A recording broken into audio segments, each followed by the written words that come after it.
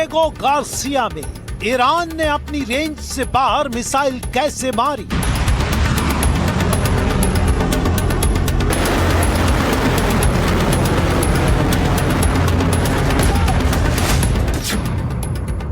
Iran ने America के super hero Gerald को किस मिसाइल से जलाया?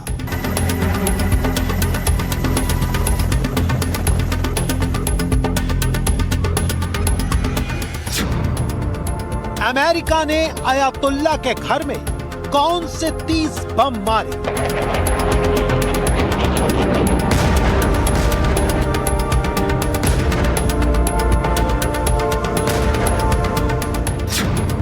ईरान की 100 मिसाइल से कैसे बच गया अमेरिका का अब्राहम लिंकन युद्धपोत?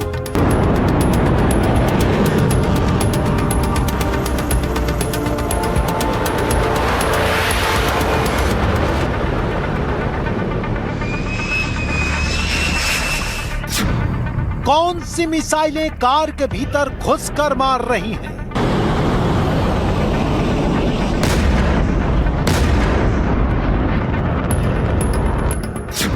₹300 में करोड़ों के विमान कौन मार रहा है? सड़क पर चलते एक आदमी को टारगेट करके आसमान से कौन मार रहा है?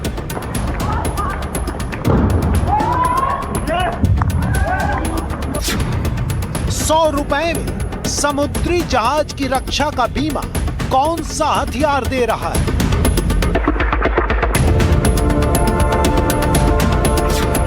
₹200 में ड्रोन का शिकार करने वाली कार किसने बनाई है? Laser system ready. 3, 2, 1.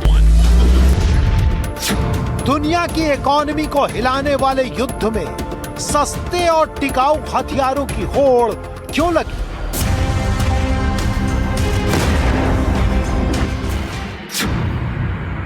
Iran, Israel, America युद्ध में गुप्त हथियारों का खौफ क्या है? ईरान, इजराइल, अमेरिका के युद्ध में विनाश और विपदा से ज्यादा चर्चा हथियारों की हो रही है। F-15 eagle fighter jet,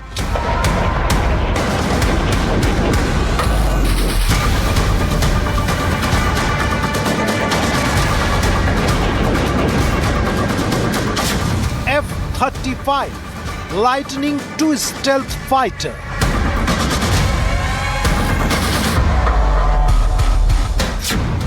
F-22 Raptor stealth fighter,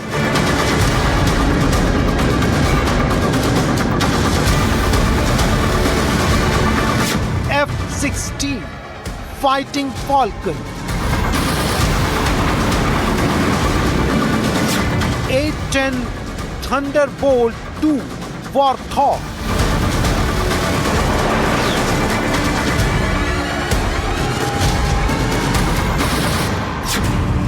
B-2 Spirit stealth bomber,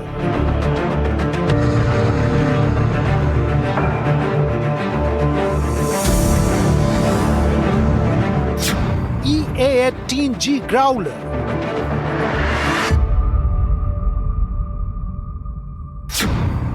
FA-18 Hornet fighter jet,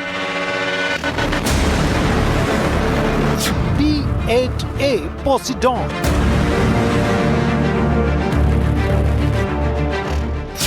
हवाई रडार विमान,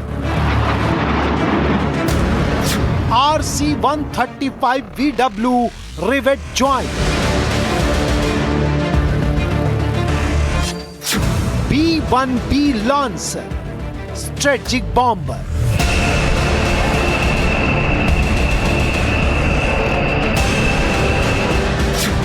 C-17A Globemaster III,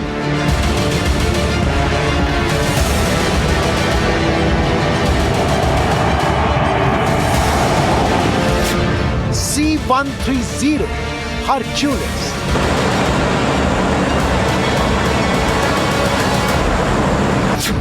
MQN Reaper drone,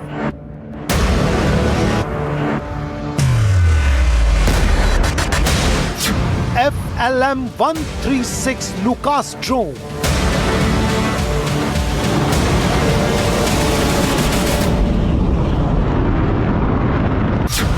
THAAD launcher,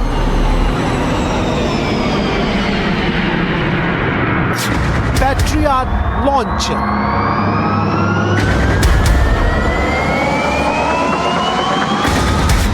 Helios Ledger,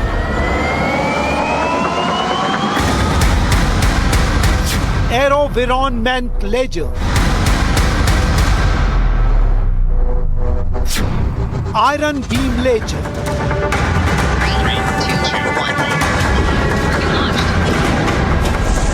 Engage. Laser interception in progress. Successful intercept. Target successfully intercepted. Drone Dome System,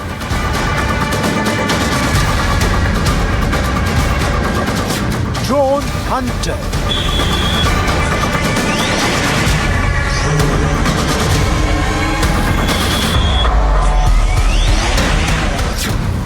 Coet Interceptor,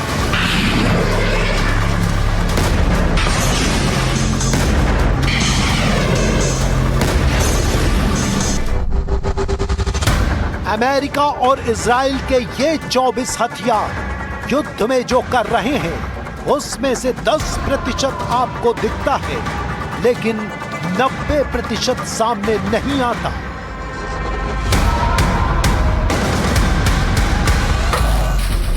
युद्ध की तस्वीरों में आग, धुआं दिखता है और आवाज सुनाई देती है, लेकिन उससे होने वाले विनाश की तस्वीरें तब सामने आती हैं जब दिन निकलता है और धूल छट जाती है। ये युद्ध कई मामलों में अनोखा है, चाहे हम वेपन्स की बात करें या फिर हम बात करें स्ट्रेटजीज की। ऐसा बहुत कुछ है जो पहले नहीं हुआ था। क्लस्टर म्यूनिशंस हो, हाइपरसोनिक मिसाइलें हो, साइलेंट फ्यूल मिसाइलें हो या फिर एडवांस ड्रोन टेक्नोलॉजी हो, यह बहुत कुछ यहां देखने को मिल रहा है। ईरान स्ट्रेटजी के पॉइंट ऑफ व्यू में पहले सैचुरेशन अटैक्स के लिए जा रहा था, अब उसने बदलाव किया, अब वो प्रिसाइज स्ट्राइक्स पे जा रहा है। ये पहले नहीं देखा गया था।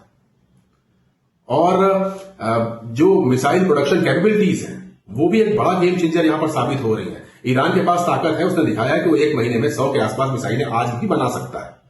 वहीं पर अपनी सारी ताकत के साथ अमेरिका इजराइल 6 से 7 इंटरसेप्टर बैटरीज ही एक महीने में बना सकते हैं उस इलाके में। केवल जो है नंबर गिनेंगे तो आप ये कहेंगे कि अमेरिका और इजराइल जो है बिल्कुल जीत रहे हैं, और वही राष्ट्रपति ट्रंप कह रहे हैं कि हम तो युद्ध जीत चुके हैं। पर स्ट्रेटेजिकली, जहां तक कि स्ट्रेटेजी का सवाल है, सामरिक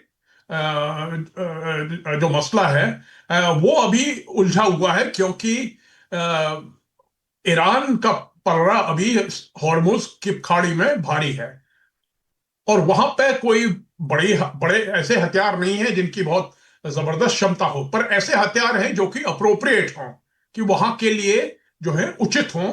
ऐसे हथियार उनके पास अभी वहां पे हैं और वो लड़ाई अभी शुरू नहीं हुई है।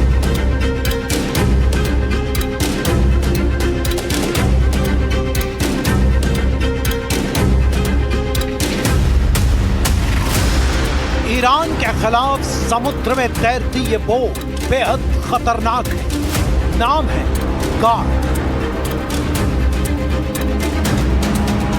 पूरा नाम ग्लोबल ऑटोनोमस रिकॉनेसेंस क्राफ्ट।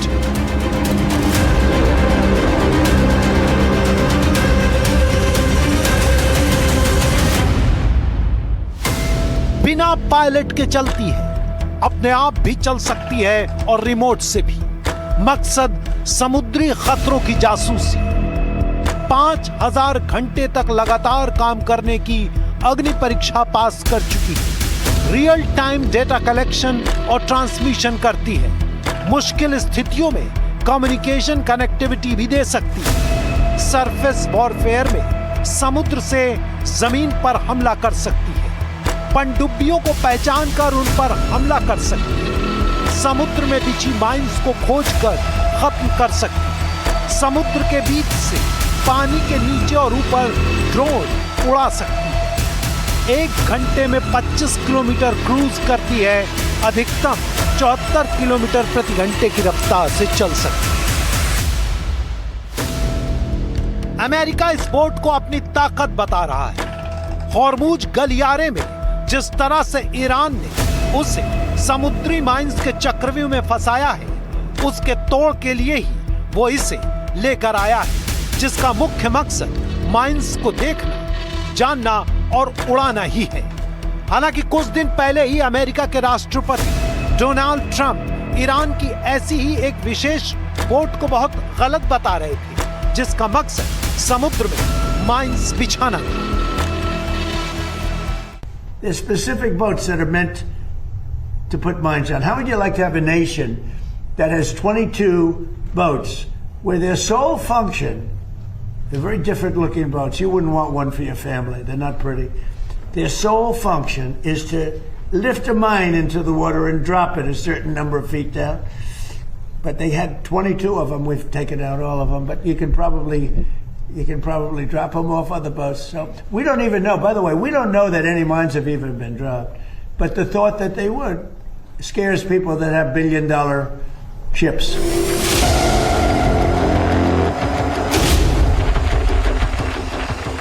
समुद्र में अमेरिका और इजराइल के लिए ईरान के हथियारों का खौफ केवल छोटी बोट और समुद्री माइंस तक सीमित नहीं था। ईरान ने अमेरिका के उन युद्धपोतों को पीछे हटने पर मजबूर कर दिया, जिन्हें अमेरिका समुद्र में इसीलिए लाता था ताकि वो आगे बढ़ सके। ईरान का दावा है कि उसने अपनी चतुर रणनीति और चालाक हथियारों भूमध्य सागर में तैनात अमेरिका के युद्धपोत जेराल्ड और लाल सागर में खड़े अब्राहम लिंकन को 1000 मील पीछे हटने पर मजबूर कर दिया और भूमध्य सागर से ईरान को घेर रहे जेराल्ड एस फोर्ड पर ऐसा हमला किया कि उसमें आग लग गई, जिसकी वजह से वो युद्ध क्षेत्र से बाहर ग्रीस के सूडाबे में मरम्मत के लिए खड़ा है।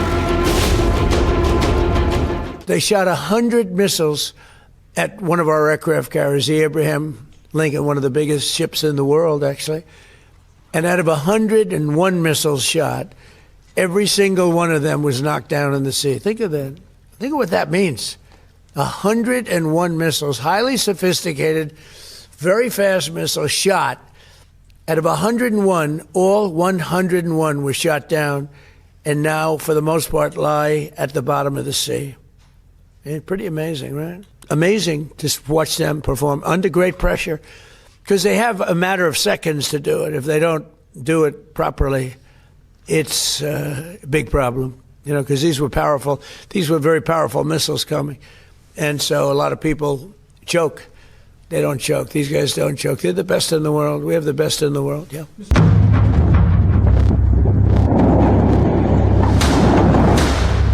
युद्ध में अमेरिका के राष्ट्रपति B-2 बॉम्बर की बहुत तारीफ कर रहे हैं। वो इसे मिलिट्री माइट की सबसे बड़ी ट्रॉफी बता रहे हैं।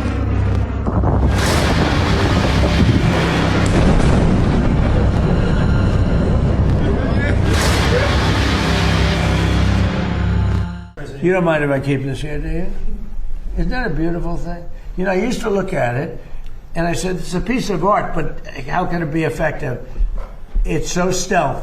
Think of it, Peter. 1 a.m, it flies in, and they say, sir, they're in Iranian airspace. And I say, oh.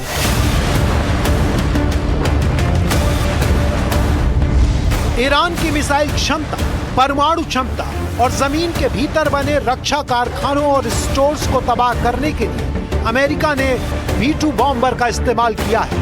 2025 में ऑपरेशन मिडनाइट हैमर चलाया गया, जिसने ईरान के नातांज, फोर्डो, इस्फहान पर हमला किया। ये तीनों पर्वत के भीतर बने। इसके बाद ऑपरेशन एपिक फ्यूरी में कर्ग आइलैंड और आर्डेंट बैलिस्टिक मिसाइल फैसिलिटीज को नष्ट करने के लिए B-2 बॉम्बर का इस्तेमाल किया गया।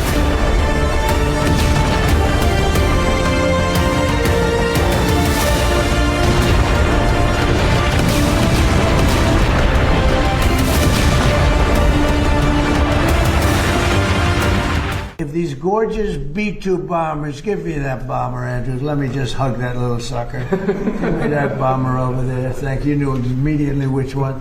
This looks small, but in person it's very big. Because it's the only plane capable of carrying a 200,000-pound bomb. So I don't know how they do it, because it's very sleek and nice, but it carries a lot of weapons and there's a lot of bombs. But had I not sent this incredible machine times numerous others to hit Iran at midnight with no moon, dead dark, every single bomb was dropped right down the chute that it was supposed to hit. How they do it, who knows? Nobody else can figure. No other country can do it. No other country has our military or even close. And I think we've probably proven that. युद्ध केवल हार जीत का फैसला नहीं करते, हथियार बनाने वाली कंपनी के शोरूम का काम करते हैं।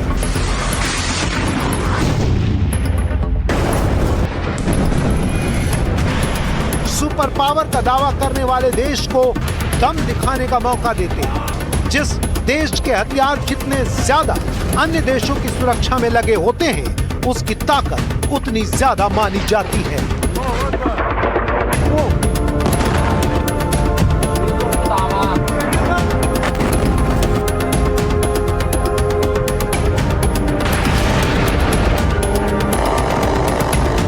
दो बम जो होते हैं, एक कहते हैं JDAM।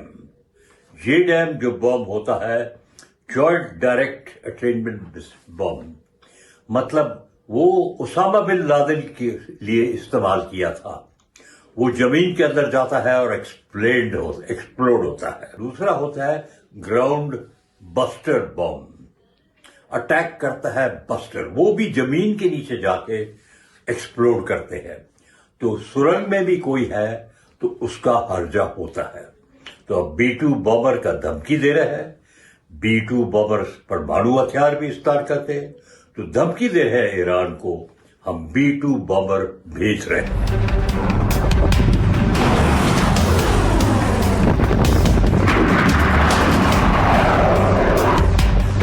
ईरान इस युद्ध में अपनी मिसाइल पावर का खूंखार प्रदर्शन कर रहा है।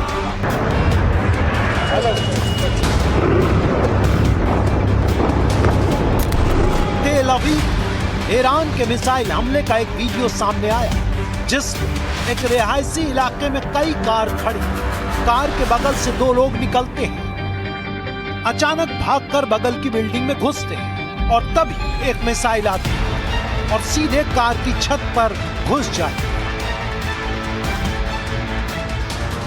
मुश्किल से 5 से 10 सेकंड की चूक होती है, वरना कार के बगल से निकले दोनों लोग शायद अब इस दुनिया में नहीं होते। लेकिन चौंकाने वाली बात यह है कि अगल बगल के हिस्से वैसे के वैसे हैं, सिर्फ कार को नुकसान होता है।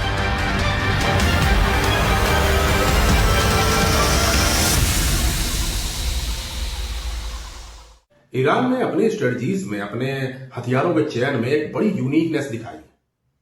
उसने ये दिखा दिया है कि महंगे से महंगे एयर डिफेंस सिस्टम को आप सस्ते ड्रोन्स के माध्यम से सैचुरेट कर सकते हैं और उसके बाद फॉलोअप में आपके पास प्रेसिजन स्ट्राइक मिसाइल होनी चाहिए, जिससे कि आप दुश्मन को अच्छी खासी क्षति पहुंचा सकते हैं। ईरान ने यह करके दिखाया है। साथ ही साथ ये भी समझना पड़ेगा कि ईरान की जो मिसाइलें हैं वो सामान्य नहीं है, चाहे खैबर शेकन हो, चाहे सेज्जिल हो, चाहे खुर्रमशहर हो या फिर हज कासिम मिसाइल हो, ये सब अपने आप में एक यूनिक कैपेबिलिटीज रखती हैं। और सेकंड स्ट्राइक कैपेबिलिटी में इन तमाम मिसाइलों ने एक जबरदस्त काम किया है ईरान के पक्ष में। उन्होंने तेल अवीव समेत गल्फ के तमाम शहरों के वो निशाना बनाया और सटीक निशाने लगाए। तो ये दिखा रहा है कि मिसाइल टेक्नोलॉजी और मैन्युअरेबिलिटी में ईरान ने एक अच्छा खासा प्रयास किया था, जो कि सफल दिख रहा है। ये शायद चौथी बार हम मिडिल ईस्ट में देख रहे हैं। इराक के साथ भी हुआ, सीरिया के साथ भी हुआ, लीबिया के साथ भी हुआ, और अब ईरान के साथ हो रहा है। तो ये चौथी बार हम देख रहे हैं और ये कहा जाता है कि इजराइल के प्रेशर से हुआ है, क्योंकि इजराइल नहीं चाहता कि गल्फ में, मिडिल ईस्ट में कोई भी और देश हो जिसके पास मिसाइल्स प्रोग्राम हो, न्यूक्लियर एनरिचमेंट प्रोग्राम हो, वेपनरी हो। स्ट्रैटेजी जो ईरान की है उससे पूरी दुनिया में काफ़ी सरप्राइज़ है कि ईरान अभी तक कर रहा है। बल्कि उन्होंने एक इंटरकॉन्टिनेंटल बैलिस्टिक मिसाइल भी लगाई है जो डिएगो गार्सिया पर थी, लेकिन वो वहाँ तक पहुँच नहीं पाई। लेकिन ये जानकारी मिली है कि उनके पास ऐसे बैलिस्टिक ICBMs भी हैं। ईरान की मिसाइलों का सिस्टम युद्ध में बहुत सरप्राइज कर रहा है। तेल अवीव से ऐसे बहुत वीडियो सामने आ रहे हैं जो लोगों ने अपने मोबाइल फोन पर बनाए। इनकी वीडियो क्वालिटी कमजोर है, लेकिन जो दिखता है वो डराने वाला है। ईरान कई बम वाली मिसाइल का इस्तेमाल कर रहा है। इसमें एक मिसाइल आती है, लेकिन अटैक से पहले उससे कई वॉरहेड्स निकलते हैं और अलग अलग धमाके के लिए तेजी से आगे बढ़ते हैं। ये मिसाइल डिफेंस सिस्टम के लिए बड़ी चुनौती बन रही है। बेत शेमेश, दिमोना, अराब और तेल अवीव हमलों का दावा खुद इजराइल कर रहा है।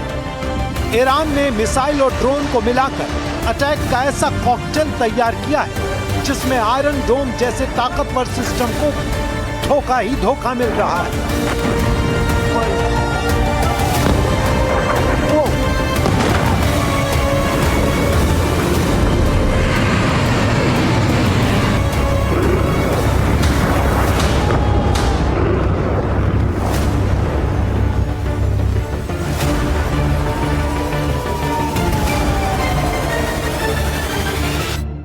इस युद्ध ने एक बात और साफ कर दी है कि महंगे से महंगा एयर डिफेंस सिस्टम आपकी सुरक्षा की गारंटी नहीं ले सकता है। आपके पास बेहतर स्ट्रेटजी होनी चाहिए, आपके पास प्रोडक्शन लाइन जबरदस्त होनी चाहिए, आपके पास सप्लाई चेन दुरुस्त होनी चाहिए, तभी आप इस युद्ध में लंबा टिक पाएंगे। ईरान ने क्या किया? ईरान ने सबसे पहले महंगे एयर डिफेंस सिस्टम थार्ड हो, एरो हो, डेविड स्लिंग्स हो, इनको अपने सस्ते ड्रोन से सैचुरेट किया।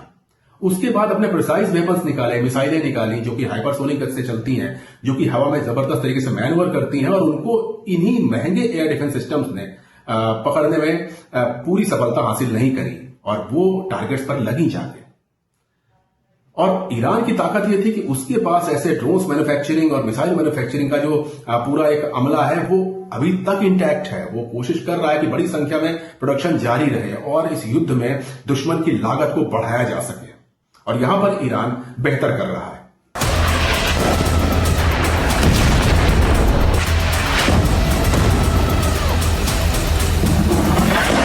युद्ध का एक मोर्चा लेबनान में भी खुला है। यहां हिजबुल्लाह और इजराइल की सेना लड़ रही है।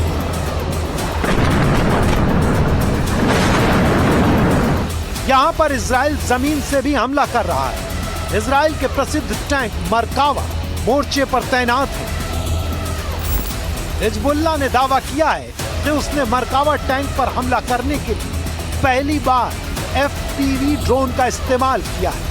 हिजबुल्लाह ने 100 से अधिक मरकावा टैंक ब्लास्ट करने का दावा किया। FTP ड्रोन का फुल फॉर्म है फर्स्ट पर्सन व्यू ड्रोन। ये ड्रोन बहुत तेजी से उड़ते हैं। इनमें लगा कैमरा क्लियर वीडियो भेजता है।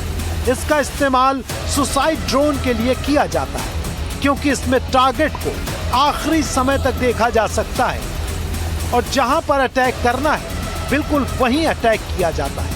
मरकावा टैंक बहुत मजबूत है, इसलिए FTP के कैमरे से उसकी सबसे कमजोर जगह देखकर वहीं पर हमला किया जाता है, जिससे टैंक फट जाता है, वरना मरकावा को तोड़ना बहुत मुश्किल है। ईरान ने परवेज नाम के एक सुसाइड ड्रोन के विकास का दावा किया था। यह भी FPV ड्रोन जैसा ही काम करता है। इससे इराक के अमेरिकन बेस अटैक के वीडियो भी जारी किए गए हैं।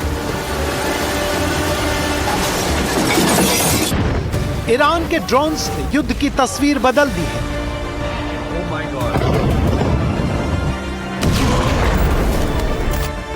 ईरान के पास ड्रोन की करीब 10 श्रेणियां हैं। इसमें से सबसे खतरनाक ड्रोन है शाहिद, जिसके 3 प्रकार हैं। ड्रोन का कहर इतना ज्यादा है कि बीच युद्ध में अमेरिका ने इसकी नकल तैयार की। रिवर्स इंजीनियरिंग से जो प्रोडक्ट तैयार करने का दावा है उसका नाम है लूकस।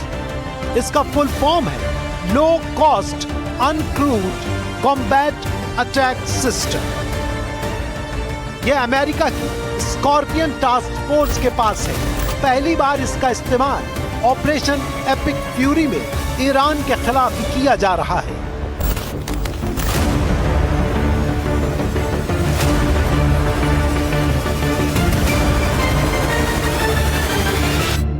Also, for the first time, U.S. Central Command's drone task force, called Task Force Scorpion Strike, launched countless one-way attack drones, achieving massive effects. I'd like to point out these drones were originally an Iranian design. We took them back to America, made them better, and fired them right back at Iran. Iran के drone का प्रहार इतना भारी था कि Iran, Israel, America युद्ध में Ukraine के राष्ट्रपति जेलेंस्की की एंट्री हो गई। ड्रोन को मार गिराने वाली अपनी जुगाड़ तकनीकी अमेरिका को दे। यूक्रेन के खिलाफ रूस भी शायद ड्रोन का इस्तेमाल कर रहा है। रूस को ये ड्रोन ईरान ने दिए हैं।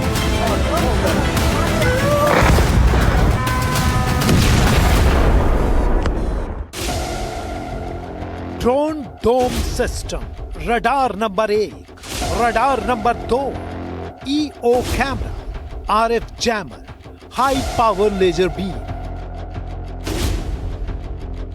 5 चीजों को मिलाकर एक ऐसा सिस्टम तैयार हुआ है जिसका काम ड्रोन का शिकार करना है।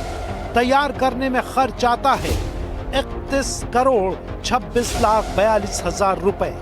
इसमें लगे 2 रडार ड्रोन को दूर से पकड़ लेते हैं।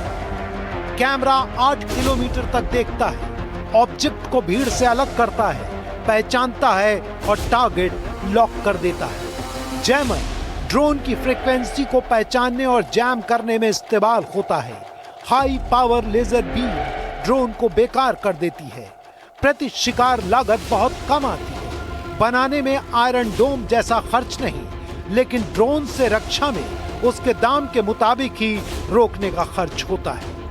अब ड्रोन को रोकने के लिए थाड या पैट्रियट सिस्टम की जरूरत नहीं पड़ती। पुराने जमाने में एक मैकेंडर साहब थे, उन्होंने कहा बूट्स ऑन ग्राउंड होने से लड़ाई जीत सकते हो। वो 1900 में उन्होंने बोला था। उसके बाद आए महान ने बोला समुद्री ताकत से, द स्ट्रेटेजी ऑफ द सी, अपना देश बढ़ जाएगा। अमेरिका को सुपर पावर बना दिया। अब हालत ऐसी हो गई है कि इस शताब्दी में एक गूलियो डुएट था इटालियन, उसने बोला स्ट्रेटेजी ऑफ द एयर। तो आप देख रहे हैं मिसाइल्स और ड्रोन्स, हवा से ये लड़ाई चल रही है। ड्रोन हंटर 94,71,000 रुपए में तैयार हो जाता है।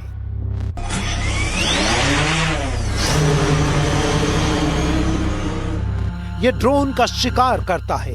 ड्रोन को देखते ही उसकी जंजीर खोल दी जाती है। फिर ये उसे दौड़ाता है, उसके ऊपर जाल फेंकता है और अपने कब्जे में करके उसकी गति और मकसद को खत्म कर देता है।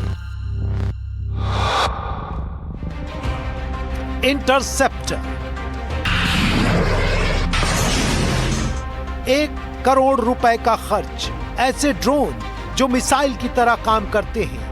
ये टारगेट को हवा में पकड़ते हैं, माइक्रोवेव्स छोड़ते हैं, ड्रोन बेकार हो जाता है, आसमान से गिरता है, खास तरह के जाल में फंसा लिया जाता है ताकि उसमें फंसा बम धमाका न करे। एक लड़ाई जो होती है उसमें सरप्राइज एलिमेंट सबसे ऊपर होता है। अगर आप एनिमी को सरप्राइज कर दो तो सरप्राइज एनिमी तैयार नहीं रहेगा, उसके एयर डिफेंसेस रेडी नहीं रहेंगे और आप बड़ी, जैसे कि आपको लो लेवल फ्लाई करके जाते हो, एनिमी को सरप्राइज करने जाते हो, या एनिमी को इस समय अटैक करते हो जब आपका अटैक में कि वेट ना कर रहा हो, तो ये उस टाइम सरप्राइज होता है। ड्रोन के सस्ते शिकार के लिए लेजर आधारित हथियारों की पूरी एक नई जनरेशन तैयार हो रही है, जिसमें से कुछ का इस्तेमाल शुरू हो चुका है और कुछ कतार में लगे हैं। लोकस्ट 94 करोड़ 71 लाख रुपए में तैयार, 300 रुपए में एक ड्रोन का शिकार। इसका इस्तेमाल बड़े पैमाने पर शुरू नहीं हुआ है, लेकिन सीमित क्षमता में अमेरिकी सेना ने इसकी टेस्टिंग की है।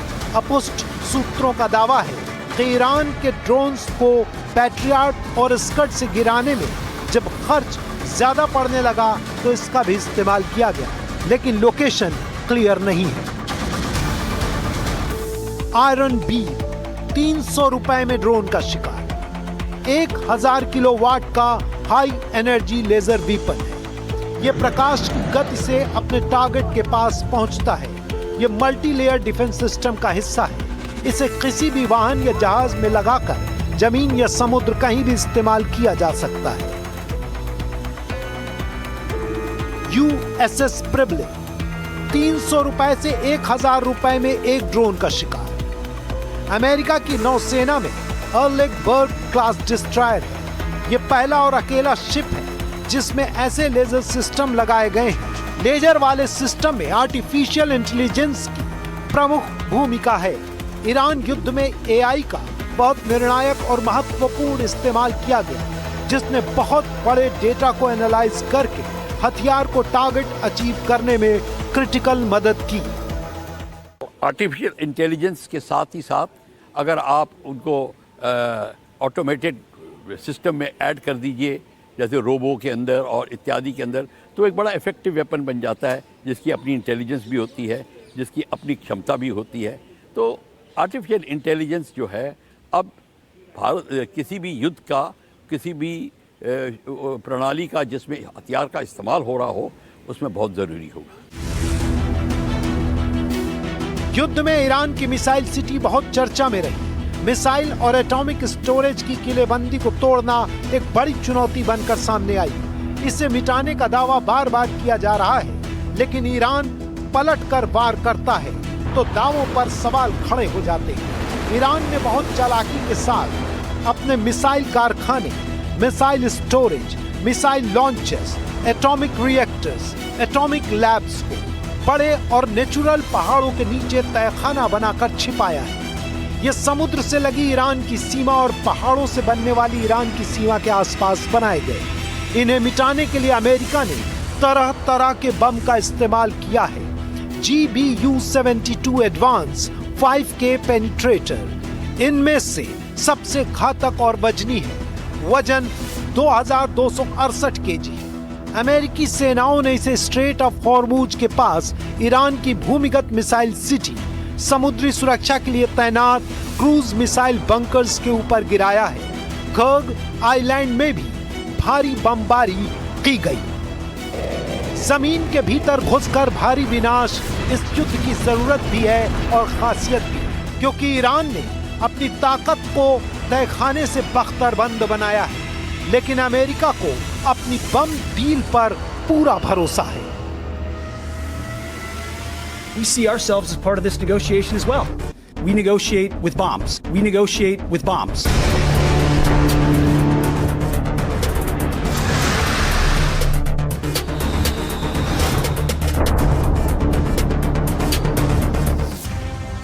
युद्ध में जब ईरान ने हॉर्मुज को बंधक बनाया तो पूरी दुनिया में हाहाकार मच गया। इकोनॉमी कांपने लगी। ईरान ने युद्ध को पूरी दुनिया में फैला दिया। अब पूरी दुनिया दबाव बनाने लगी कि युद्ध का निपटारा जल्दी करो। यह अमेरिका और इजराइल के खिलाफ किसी बड़े हथियार से कम नहीं है। एक सवाल खड़ा हुआ कि क्या तेल समुद्र के रास्ते को हथियार की तरह इस्तेमाल किया जा सकता है। गल्फ कंट्रीज ने बड़े पैमाने पे AI आर्टिफिशियल इंटेलिजेंस की फैसिलिटीज़ बनाई हुई हैं और उनका अंदाज़ ये था कि जब ऑयल का ईरा ख़त्म हो जाएगा तो हम नेक्स्ट स्टेज AI की फैसिलिटीज़ पे हम बहुत ही ज़ोर देंगे और पूरी दुनिया में हम सबसे बड़ा सेंटर AI का शायद हमारे पास गल्फ में होगा और उसके ज़रिए हमारी इकोनॉमिक स्ट्रेंथ बढ़ती जाएगी।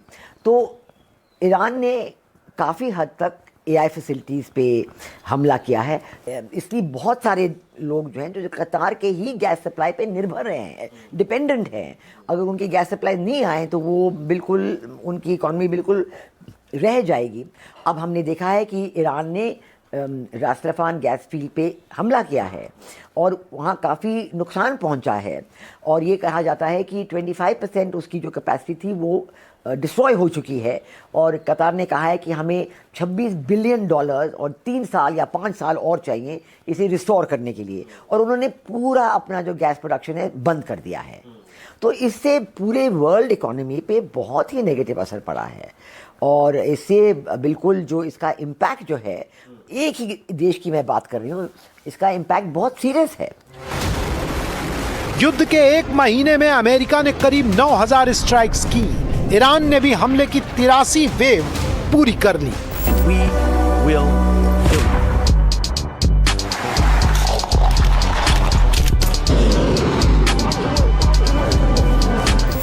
युद्ध में सूचना भी हथियार है। इसका इस्तेमाल राष्ट्र और सेना का मनोबल तोड़ने के लिए किया जाता है। IRGC, सेंटकॉम और IDF पूरी साजिश के साथ सूचना का इस्तेमाल कर रहे हैं। अमेरिका के राष्ट्रपति और युद्ध मंत्री दावा करते हैं कि ईरान की नौसेना खत्म हो चुकी है। सेकेंड वर्ल्ड वॉर के बाद ऐसा पहली बार हुआ है। Never in recorded history has a nation's military been so quickly and effectively neutralized. Operation Epic Fury is not an endless war. It's a decisive campaign with clear objectives to destroy Iran's offensive military capabilities and वहीं दूसरी तरफ Iran के खिलाफ युद्ध का मोर्चा संभाल रही CENTCOM ने IRGC के सदस्यों को धमकी दी कि ईरान के नेवी चीफ अली रेजा तंगसीरी की मौत के बाद भी सैन्य हमले जारी रहेंगे। IRGC के सदस्य अनावश्यक चोट और जोखिम से बचने के लिए अपने पद छोड़े और घर लौटे। अब अगर नौसेना खत्म है तो किस ईरानी नौसैनिक को काम छोड़कर घर बैठने की धमकी दी जा रही है और क्यों? तब जबकि युद्ध मंत्री का दावा है कि होर्मुज पर ईरान की हर क्षमता खत्म है। Apache helicopter gunships are flying strike missions inside Iranian airspace and throughout the Strait of Hormuz at will. See, you only send these slow, low-flying, close air support platforms when the enemy has no meaningful air defenses left. Their presence is proof that Iran's air defenses are gone.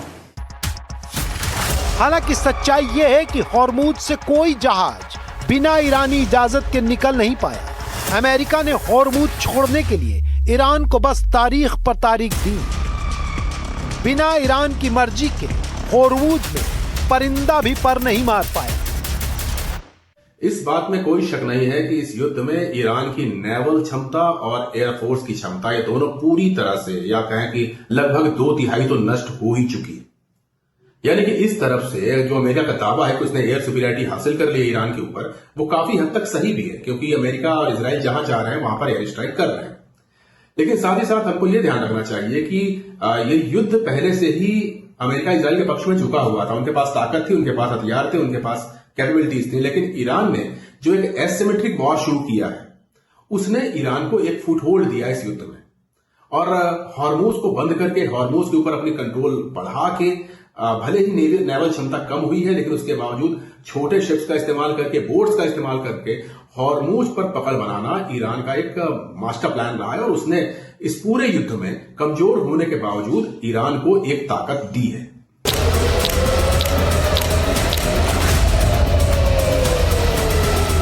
युद्ध जब भी लड़े जाते हैं हमेशा दावा किया जाता है कि हार और जीत हथियार से नहीं, हौसले से होती है।